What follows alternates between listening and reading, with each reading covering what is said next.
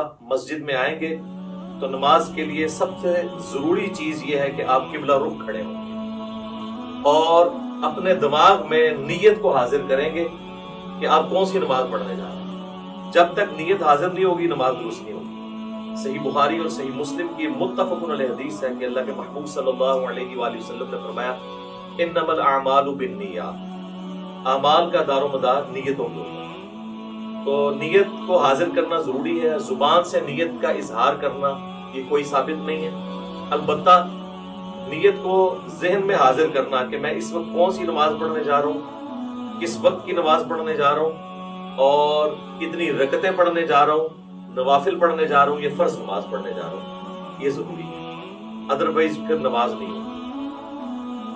اور جب آپ قبلہ رخ کھڑے ہوں آپ نے اپنے پاؤں اتنے کھول لیں کہ نارمل جس کو کہا جاتا ہے، یعنی اگر میں اپنے اس بازو سے ایک سیدھا پرپینڈیکولر ڈرا کروں تو وہ سیدھا جا کے میرے پاؤں کے ایج کو پہنچے، نہ بہت زیادہ پاؤں کھولنے ہیں اور نہ بہت زیادہ بہت کم۔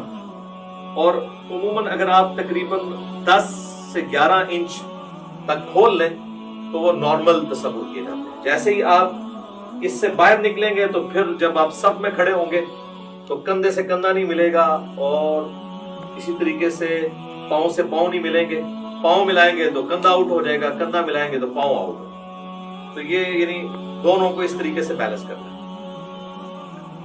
مرد کے لیے یہ ضروری ہے کہ وہ اپنی شلوار کو ٹخنوں سے اوپر رکھے۔ نماز کے علاوہ بھی سنت ہے، نماز میں تو اسپیسیفکلی سنت ہے مرد کے لیے، کیونکہ سنن نبی داؤد میں حدیث ہے اس مرد کی نماز نہیں ہوتی جس کا کپڑا ٹخنوں سے نیچے ہو۔ تو اس چیز کو انشور کرنا ہے کہ آپ کا کپڑا جو ہے وہ ٹخنوں سے اوپر ہے، یعنی جو لٹکانے والا کپڑا، جرابیں اس کے اندر نہیں آتی، وہ لٹکائی نہیں جاتی، وہ پہنی ہوئی ہو۔ اس کے بعد اگر آپ کی آستینیں وضو کی وجہ سے چڑھی ہوئی ہیں اوپر، ان آستینوں کو نیچے کریں۔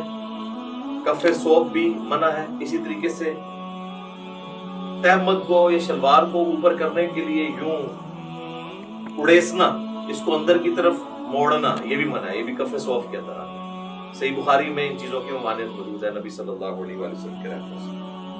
تو اس اعتبار سے ان ساری چیزوں کو دیکھ لینا ہے۔ پھر آپ نے قبلہ رخ کھڑے ہونا ہے۔ رفع الیدین کیسے کرنا ہے؟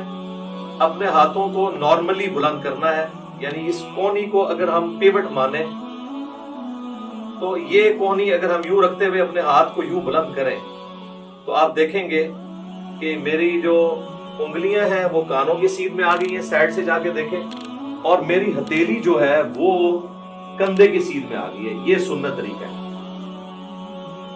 اور اس دوران ہاتھ کی انگلیاں اتنی کھلی ہوئی ہونی چاہیے جو نارمل ہے۔ سنن نبی داؤد میں حدیث ہے کہ نبی علیہ السلام جب رفع الیدین کرتے تھے تو ہاتھوں کی انگلیوں کو پھیلا کر کرتے تھے۔ پھیلانے سے مراد یہ نہیں ہے کہ ایسے کرتے تھے، تو بالکل اب نارمل طریقہ ہے۔ یعنی وہ راوی یہ بتانا چاہ رہے ہیں کہ نبی علیہ السلام ہاتھوں کو یوں نہیں رکھتے تھے بلکہ نارمل ہی رکھتے تھے۔ اب آپ اس کو یوں دیکھیں گے تو میں جب اس کو ہاتھ کو بلند کروں گا تو آپ یہ دیکھیں میرے دونوں انگلیاں کانوں کی سیدھ میں ہیں، میری ہتھیلیاں کندھے کی سیدھ میں ہیں اور میری ہتھیلیاں قبلہ رخ ہیں۔ اور اس دوران یہاں پر ہی تھوڑی دیر کے لیے روکتے ہوئے میں اللہ اکبر کہوں گا اور اس کے بعد اپنے ہاتھوں کو باندھوں گا۔ اب جتنے بھی رفع الیدین ہوں گے وہ اسی طریقے کے ساتھ ہوں گے۔